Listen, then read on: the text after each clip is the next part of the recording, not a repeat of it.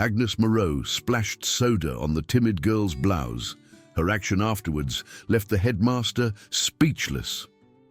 Celeste Blanchard smoothed her faded jacket as she entered Willow Creek Academy for maybe the 6th time this month.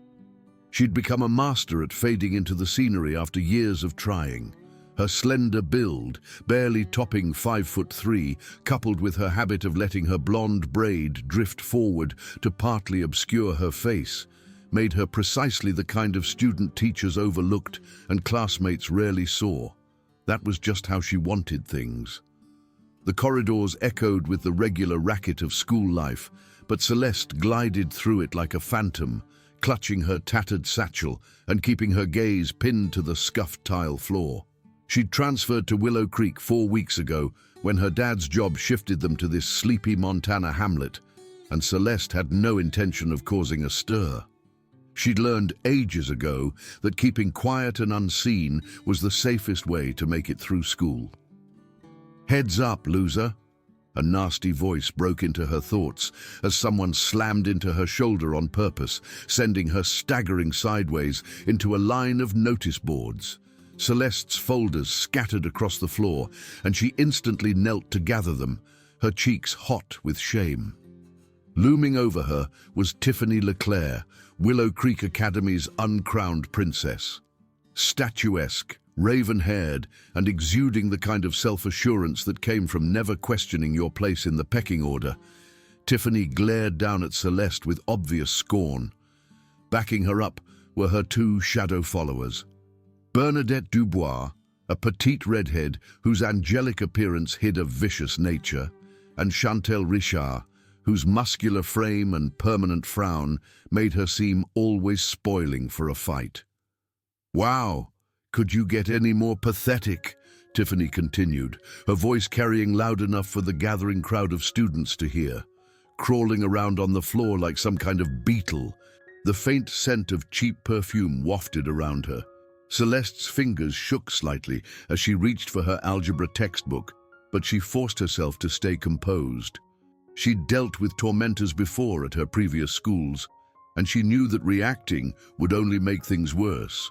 The best plan was always to fade away, let them have their fun, and wait for them to find a new, easier target.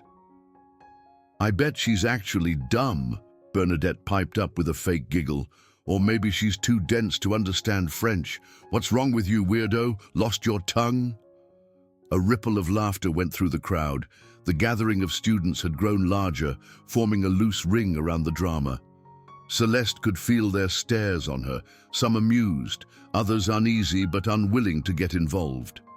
She recognized the familiar pattern playing out, the entertainment value of watching someone else get humiliated, the relief that it wasn't happening to them, the shared feeling that it was easier to watch than to get involved. The air felt thick with anticipation. Celeste finally gathered all her folders and stood up slowly, still keeping her eyes lowered. She tried to step around Tiffany, but the taller girl moved to block her path on purpose. "Where do you think you're going?" Tiffany demanded. "We're having a chat here. Don't you think it's impolite to just walk away when someone's talking to you?" I need to get to class," Celeste whispered, her voice barely audible above the din. The scent of floor cleaner filled the air. "Speak up," Chantel barked, stepping closer. "We can't hear you when you mumble like that.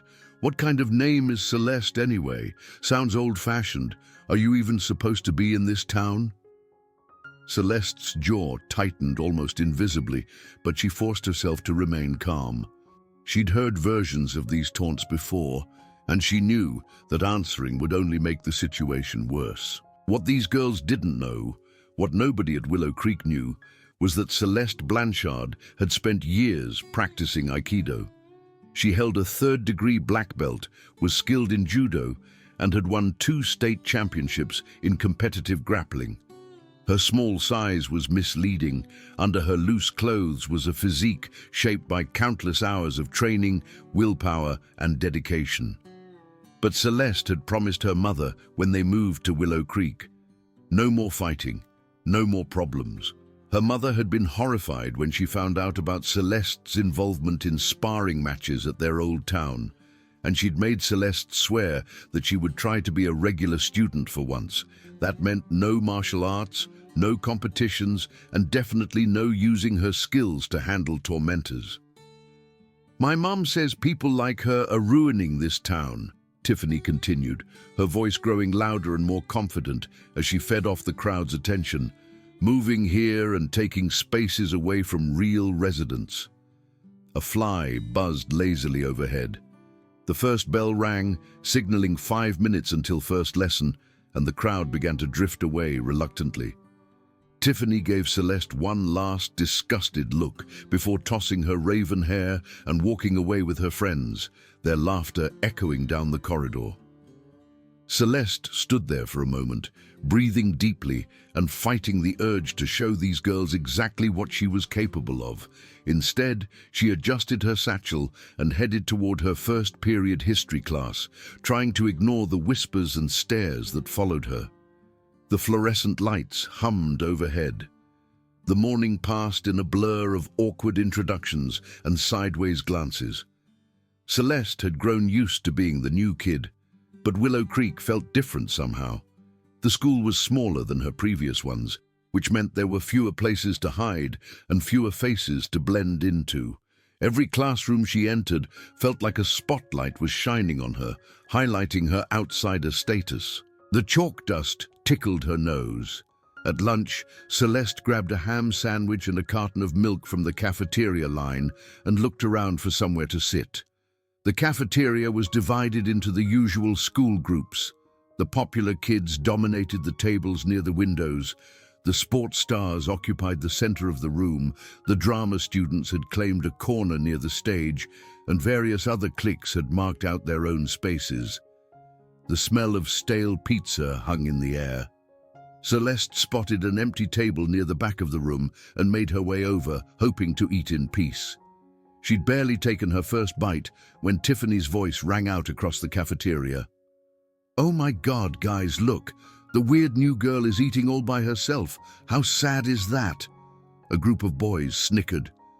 Celeste kept her eyes on her sandwich, chewing mechanically as she felt the attention of half the cafeteria shift to her table. She could hear chairs scraping as Tiffany and her friends got up from their prime real estate near the windows. The clatter of trays was almost deafening. "Hey, Celeste!" Tiffany called out in a fake friendly voice as she approached. "We felt so bad seeing you sitting here all alone. Mind if we join you?" Without waiting for an answer, Tiffany slid into the seat across from Celeste, while Bernadette and Chantel flanked her on either side. Celeste's grip tightened on her sandwich, but she continued eating, hoping they would get bored and leave. The air conditioning rattled overhead. "You know, I've been thinking about our chat this morning," Tiffany continued, her voice dripping with false concern. "I realized I might have come across as unfriendly, and that's not who I am at all. I'm actually super welcoming to new students." Bernadette giggled. "Tiffany's like the nicest person ever. She was just worried about you this morning because you seemed so lost." A wisp of red hair fell across her face. "Exactly," Chantel chimed in. "We want to help you fit in here at Willow Creek. But first, we need to talk about your presentation." Celeste finally looked up, meeting Tiffany's eyes for the first time since the morning encounter. The raven-haired girl's smile was razor-sharp, and Celeste could see the calculation behind her seemingly friendly demeanor. "Your clothes, for instance," Tiffany continued, gesturing at Celeste's faded jacket and baggy jeans. "I mean, I get that you're probably trying to hide your body because you're insecure, but you're just making yourself look even weirder. And that braid, when's the last time you actually brushed it?" "Maybe she doesn't know how," Bernadette suggested with mock sympathy. "Different cultures have different beauty standards, right? Maybe where she comes from, looking like you just crawled out of bed, is considered attractive." The sunlight streamed through the window, catching the dust motes in the air. Celeste set down her sandwich carefully, her hands steady despite the anger building in her chest. She could feel the familiar surge of adrenaline that preceded a fight. the way her vision sharpened and her muscles tensed in preparation for action. But she forced herself to remember her mother's tearful face the night before they moved, the way she'd begged Celeste to promise that she would try to be different this time. "I think you're being too harsh," Tiffany said, though her tone suggested she was enjoying every moment. "Celeste just needs some guidance, some friends to show her how things work around here." "Is that what you want, Celeste?" Chantel asked, leaning forward aggressively. "Do you want us to be your friends?" The linoleum floor gleamed under the harsh lights. The cafeteria had grown quieter, with conversations at nearby tables dying down as students sensed the drama unfolding. Celeste could feel dozens of eyes on her, waiting to see how she would respond to this very public humiliation. "I just want to eat my lunch," Celeste said quietly, her voice steady but barely above a whisper. The smell of disinfectant mingled with the stale pizza. "See, there's your first problem," Tiffany said, her friendly facade beginning to slip. "You mumble. How is anyone supposed to take you seriously when you can barely speak up for yourself? And sitting back here by yourself just makes you look like a total loser." "Maybe she likes being alone," Bernadette suggested with a smirk. "Some people are just naturally antisocial. It's probably better for everyone if she stays isolated." A fly landed on the table, buzzing irritatingly. Celeste stood up abruptly, gathering her half-eaten lunch and preparing to leave. She'd endured enough public humiliation for one day, and she could feel her carefully maintained self-control beginning to fray around the edges. "Where are you going?" Tiffany demanded, also standing. "We're trying to help you here, and you're just going to walk away. That's pretty rude, don't you think?" "I said I just want to eat my lunch," Celeste repeated, her voice slightly stronger this time. The noise of the cafeteria seemed to fade into the background. "And we're trying to explain why nobody wants to be around you," Chantel shot back. "The least you could do is listen when people are trying to help you improve yourself." A bead of sweat trickled down Celeste's forehead. Celeste turned to leave, but Bernadette suddenly stood up and accidentally bumped into her, causing Celeste's milk carton to spill across the front of her blouse. The liquid was cold and immediately began soaking through the fabric, making Celeste gasp in surprise. "Oh my God, I'm so sorry!" Bernadette exclaimed with obviously fake concern. "I'm such a klutz. Here, let me help you clean that up." Before Celeste could react, Bernadette grabbed napkins from the table and began aggressively dabbing at Celeste's upper body, the rough paper tearing at the wet fabric and drawing even more attention to the scene. Celeste stepped back, her face flushing with embarrassment and anger. "Stop," Celeste said firmly, grabbing Bernadette's wrist to prevent her from continuing the humiliating "help." Her fingers tightened slightly. "Whoa!" Chantel said loudly, drawing the attention of even more students. "Did she just grab you, Bernie? That looked pretty violent to me." A wave of murmurs rippled through the cafeteria. "I was just trying to help," Bernadette said, pulling her wrist away dramatically. "God, you don't have to be so rough about it." Her eyes flashed with anger. The word rough seemed to echo through the cafeteria, and Celeste could see heads turning at nearby tables. She realized that the situation was rapidly spiraling out of control, and any response she made would likely be twisted against her. The fluorescent lights buzzed louder. "I need to go change," Celeste said, gathering her things and walking quickly toward the exit. Her face burned with humiliation. "That's right. Run away," Tiffany called after her loudly enough for half the cafeteria to hear. "Just like you did this morning. No wonder you don't have any friends." Her laughter echoed behind Celeste.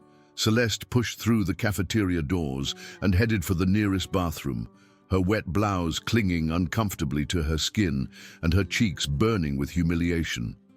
She locked herself in a stall and took several deep breaths, fighting back tears of frustration and rage. The harsh smell of bleach filled her nostrils. She could have ended that confrontation in about 30 seconds, she knew. A few well-placed moves would have left all three girls on the floor, and the humiliation would have been theirs instead of hers. But she'd made a promise, and keeping that promise meant enduring whatever these girls decided to dish out. The metal of the stall felt cold against her back. The afternoon brought more of the same treatment, though more subtle. Whispered comments as she passed in the hallways, deliberate shoulder checks when teachers weren't looking, and the constant feeling of being watched and judged. By the time the final bell rang, Celeste felt emotionally drained and physically tense from maintaining her composure all day. The weight of her promise felt heavier than ever. She was walking toward her locker when she heard Tiffany's voice behind her again. The sound made her stomach clench. "Celeste, perfect timing. We need to talk." Celeste turned to see all three girls approaching, their expressions difficult to read. For a moment, she wondered if they might actually be planning to apologize for the day's events. A sliver of hope flickered within her. "We wanted to talk to you about what happened at lunch," Tiffany said, her tone more serious than before. "I think there might have been some misunderstandings." Celeste waited, saying nothing, but hoping that maybe the situation could be resolved peacefully. Maybe they were finally realizing the impact of their actions. "The thing is," Bernadette continued, "you really embarrassed us back there. Grabbing my wrist like that, acting all aggressive. People saw that, and now they think we were picking on you when we were just trying to be friendly." A lock of red hair fell across her eyes. "So, we need you to set the record straight," Chantel added, stepping closer. "Tell people that we were trying to help you, and you overreacted." The air crackled with unspoken tension. Celeste stared at them in disbelief. Even now, they were trying to twist the situation to make themselves look like the victims. The injustice of it made her blood boil. "I don't want any trouble," Celeste said carefully. "I just want to go to class and mind my own business." The words felt hollow, even to her own ears. "But you already caused trouble," Tiffany snapped, her friendly mask finally dropping completely. "You made us look bad in front of the whole cafeteria, so now you need to fix it." The hardness in her eyes was unmistakable. "Or what?" Celeste asked, the question slipping out before she could stop herself. The word hung in the air like a threat. The three girls exchanged glances, and Celeste could see something shift in their expressions. The pretense of friendliness evaporated entirely, replaced by open hostility. The scent of cheap perfume seemed to intensify. "Or we make your life here a living nightmare," Tiffany said quietly, her voice carrying a cold certainty that made Celeste's skin crawl. "Trust me, we know how to make unwanted people disappear from this school. Ask around. There have been others who thought they could just ignore us and do their own thing. It didn't work out well for them." A shiver ran down Celeste's spine. Celeste felt a familiar calm settling over her, the same focused clarity she experienced in the dojo before a match. These girls had no idea what they were threatening, no concept of what she was capable of when pushed too far. Years of training had prepared her for this moment, even though she had hoped to avoid it. But she also knew that her mother would be devastated if she got expelled from another school, especially this soon after their move. Celeste had already put her family through enough stress and upheaval. She couldn't let her own pride destroy the fresh start her mother was trying to build for them. The weight of her promise pressed down on her. "Fine," Celeste said quietly. "I'll tell people it was a misunderstanding." The words tasted like ash in her mouth. Tiffany smiled, but there was no warmth in it. "Good. I'm glad we understand each other. This could be the start of a beautiful friendship." The smile didn't reach her eyes. The next few weeks fell into a predictable pattern. Celeste would arrive at school, endure various forms of harassment and humiliation from Tiffany's group, and then go home to lie to her mother about how well she was adjusting to Willow Creek Academy. The bullying escalated gradually, carefully calculated to stay just below the radar of teachers and administrators. The weight of her secret grew heavier with each passing day. Her satchel would be accidentally knocked over, spilling her folders and papers across the hallway floor. Her locker would be covered with sticky notes containing insulting messages that she had to peel off before anyone saw them. During gym class, she would find herself paired with Chantel for every activity, resulting in accidental elbows to the ribs and feet, stepping on her ankles. The air grew thick with unspoken threats. The psychological warfare was even more draining than the physical harassment. Tiffany had a talent for timing her attacks for maximum humiliation, always when there was an audience, but never when authority figures were present. She would make cutting remarks about Celeste's appearance, her accent, her family's economic status, and her social isolation, all delivered with a smile that could be interpreted as friendly by any adults who happened to overhear. Celeste's spirit was slowly being eroded. Celeste found herself becoming increasingly withdrawn, eating lunch in empty classrooms or the library, taking longer routes between classes to avoid high-traffic areas where confrontations were more likely. She threw herself into her schoolwork, partly as a distraction and partly because academic achievement was one of the few areas where she could still feel successful. The loneliness was a constant companion. Her grades were excellent, which unfortunately provided Tiffany with new ammunition. Celeste would be called a try-hard and accused of making everyone else look bad by actually doing the assigned reading and participating in class discussions. When she scored the highest grade on a particularly difficult chemistry test, Tiffany made sure to loudly speculate about whether she had cheated, planting seeds of doubt about Celeste's integrity among their classmates. The whispers followed her like a shadow. The worst part was the isolation. Celeste watched other students who witnessed the harassment look away uncomfortably, clearly recognizing what was happening but unwilling to get involved.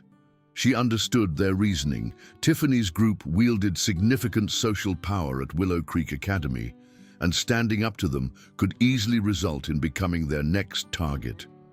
But understanding their motivations didn't make the loneliness any less painful. The silence of the bystanders was deafening. Celeste's mother began to notice changes in her daughter's behavior. Celeste, who had always been quiet, became almost completely silent at home. She stopped talking about school entirely, deflecting her mother's questions with vague responses about everything being fine.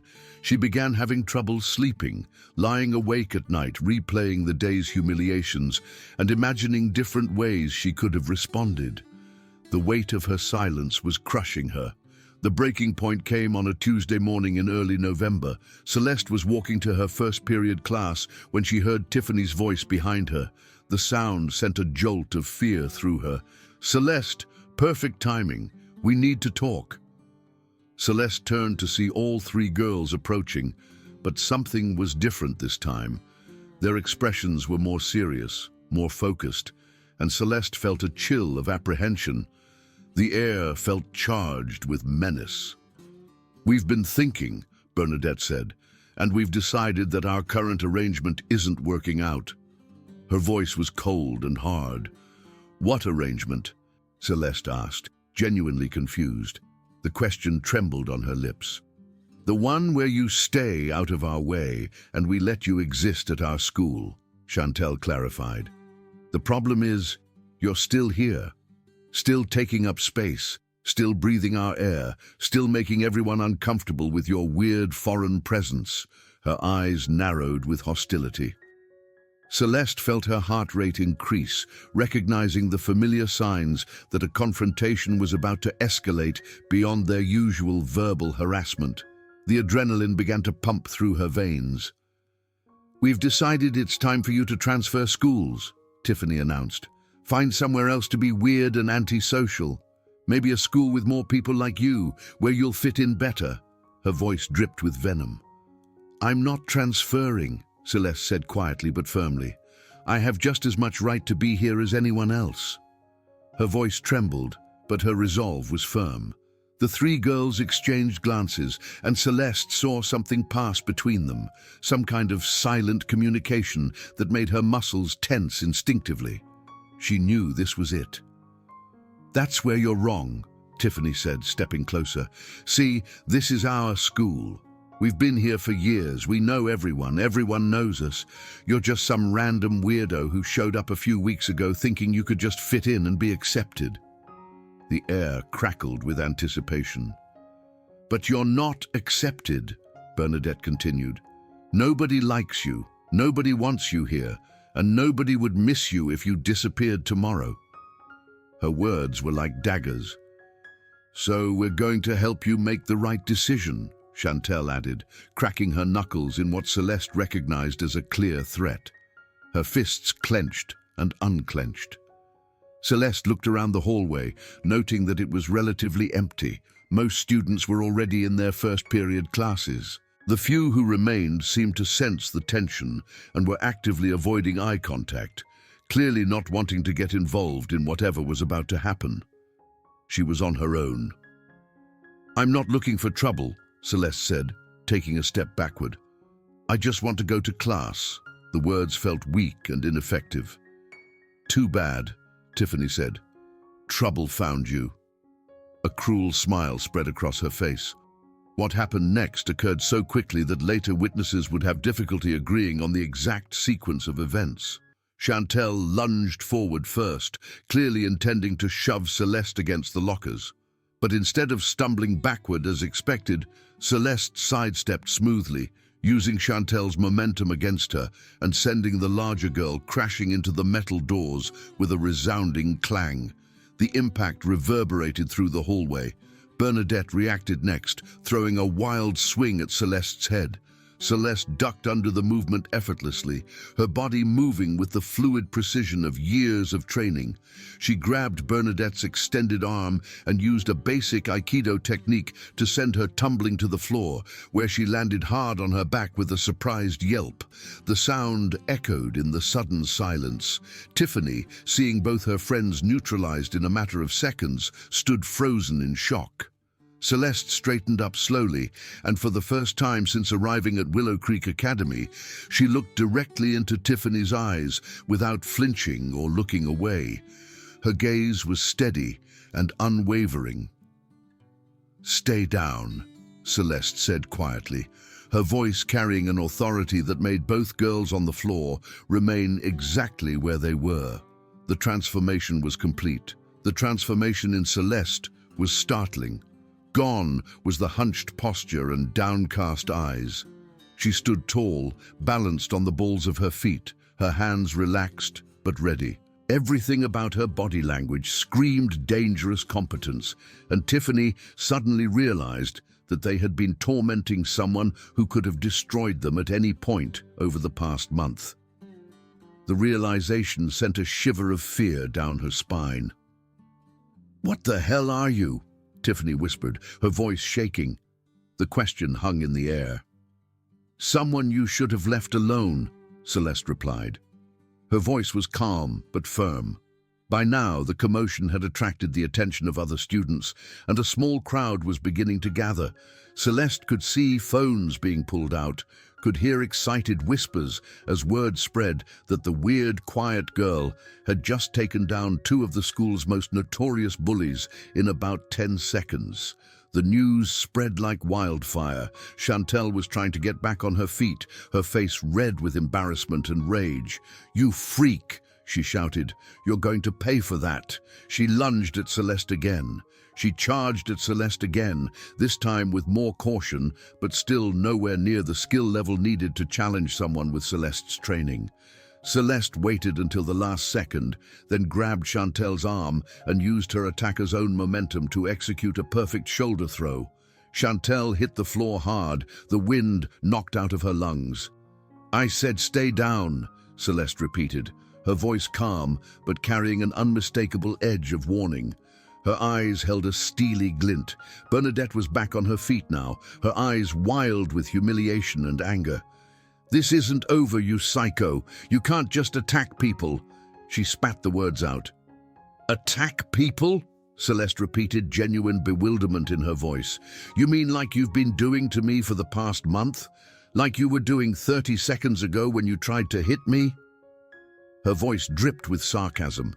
The crowd was growing larger, and Celeste could see several teachers pushing through the gathering students. She knew that in a few moments, this confrontation would be over and the real consequences would begin. But for right now, for these precious few seconds, she was finally able to speak her truth. This was her moment. I tried to be invisible, Celeste continued, her voice growing stronger and more confident with each word. I tried to ignore you, to stay out of your way, to be the perfect victim who would just take whatever you wanted to dish out. But you couldn't leave me alone, could you? You had to keep pushing and pushing until you finally pushed too far. The words echoed through the hallway. Celeste Blanchard. Headmaster Dubois' voice boomed across the hallway as he approached the scene. What is going on here? His face was thunderous. Celeste turned to face the headmaster, noting the shocked expressions on the faces of the students around her. Many of them had watched her being bullied for weeks without saying a word, and now they were seeing her in a completely different light. The silence was broken. These 3 girls have been harassing me since my first day here, Celeste said clearly, her voice carrying across the hallway. Today they threatened me, and then physically attacked me. I defended myself. She met the headmaster's gaze directly. That's not what happened, Tiffany protested, though her voice lacked its usual confidence. She went crazy and attacked us for no reason. Her words sounded hollow and unconvincing. Headmaster Dubois looked around at the scene, Chantel still on the floor holding her ribs, Bernadette leaning against the lockers with tears in her eyes, Tiffany standing several feet away from Celeste as if afraid to get closer. Then he looked at Celeste, who stood calmly in the center of it all without a mark on her. The evidence spoke for itself. Everyone involved, my office now, he said firmly. The rest of you, get to class. Show's over. His voice brooked no argument. As they walked toward the headmaster's office, Celeste caught sight of her reflection in a window and barely recognized herself. For the first time in weeks, she was standing up straight, her shoulders back and her head held high. She looked like someone who commanded respect, someone who wouldn't be pushed around or intimidated. A new sense of self-assurance radiated from her. The meeting in Headmaster Dubois' office was tense, but ultimately satisfying. When he asked for witness statements, several students came forward to describe the weeks of harassment they had observed, painting a clear picture of sustained bullying that had finally escalated to physical confrontation. The hall security cameras corroborated Celeste's version of events, showing clearly that Chantel and Bernadette had initiated physical contact. The truth was finally coming to light. Miss Blanchard, Headmaster Dubois said after reviewing all the evidence, while I can't condone physical altercations as a solution to conflicts, it's clear that you were acting in self-defense against an unprovoked attack. However, I have to ask, where did you learn to defend yourself like that? His eyebrows were raised in surprise. Celeste glanced at her mother, who had been called to the school and was sitting beside her with a mixture of pride and concern on her face. I've been training in martial arts for many years, Celeste admitted. I have black belts in Aikido and Judo, and I've competed in state grappling tournaments. She spoke with newfound confidence. Headmaster Dubois whistled softly. And you never thought to mention this when the bullying started? He looked at her with a mixture of surprise and respect. My mom made me promise to try being a normal student this time, Celeste said quietly. No fighting, no competitions, no using my skills to solve problems. I really tried to keep that promise. The words hung in the air. Well, Headmaster Dubois said, I think we can all agree that sometimes circumstances force us to break promises in order to protect ourselves. Miss Leclerc, Miss Dubois, Miss Richard, you 3 are suspended for 3 days for harassment and initiating a physical altercation. When you return, you will stay away from Miss Blanchard completely. Any further contact between you and her will result in expulsion. Do I make myself clear?" He fixed them with a stern gaze. The three girls nodded silently, their earlier bravado completely deflated. Their power had vanished. "Miss Blanchard," the headmaster continued, "you're not being disciplined because you were clearly defending yourself. However, I'm going to strongly recommend that you consider joining our self-defense club, or maybe starting a self-defense program for other students. It seems like you have skills that could benefit the entire school community." He smiled encouragingly. As they left the headmaster's office, Celeste's mother put her arm around her daughter's shoulders. "I'm proud of you," she said quietly. "Not for fighting, but for trying so hard to keep your promise, and for finally standing up for yourself when you had no other choice." Her eyes shone with pride. The remainder of Celeste's time at Willow Creek Academy was dramatically different from her first month. Word of the confrontation spread quickly, but instead of making her more isolated, it earned her a level of respect she had never experienced before. Students who had previously ignored her began nodding in the hallways, and several approached her to share their own stories of being bullied by Tiffany's group. The tide had turned. Celeste discovered that she wasn't the only student who had been targeted. Over the past few years, Tiffany, Bernadette, and Chantel had systematically terrorized anyone they perceived as different or vulnerable. Several students had transferred schools rather than continue enduring their harassment, and others had suffered in silence, just as Celeste had. The silence was finally being broken. The three bullies, meanwhile, found their social status significantly diminished.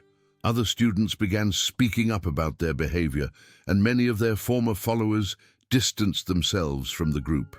They completed their suspension quietly and returned to school with a much lower profile, no longer wielding the social power they had once taken for granted. Their reign of terror was over. Celeste did join the self-defense club, and she also started a peer counseling program for students dealing with bullying. She discovered that she had a talent for helping others find their own strength and confidence, teaching them that standing up for yourself didn't necessarily mean fighting, but it did mean refusing to accept abuse. She had found her purpose. Headmaster Dubois was true to his word about the self-defense program. Celeste began teaching basic self-defense classes after school, focusing on awareness, de-escalation, and confidence building rather than fighting techniques. The classes were popular with students of all backgrounds, and Celeste found that she genuinely enjoyed teaching and mentoring her peers. She was empowering others to stand up for themselves. The experience changed Celeste's relationship with her own abilities as well. She realized that her martial arts training wasn't just about fighting, it had given her discipline, confidence, and inner strength that served her well in all areas of life. She didn't need to hide that part of herself or pretend to be someone she wasn't in order to fit in. She had finally embraced her true self. By the end of the school year, Celeste had transformed from an invisible outsider to one of the most respected students at Willow Creek Academy. She had close friends, was involved in multiple extracurricular activities, and had earned the admiration of both students and faculty. More importantly, she had learned that sometimes the most important battles aren't won with physical confrontation, but with the courage to stand up and refuse to be victimized. She had found her voice and her strength. The bullies had picked on what they thought was an easy target, but they had unknowingly chosen to mess with someone who possessed not just the physical skills to defend herself, but the moral strength to do so without losing her humanity in the process. Celeste's victory wasn't just personal, it was a triumph that made Willow Creek Academy a safer and more welcoming place for everyone. Her actions had inspired others to stand up and speak out.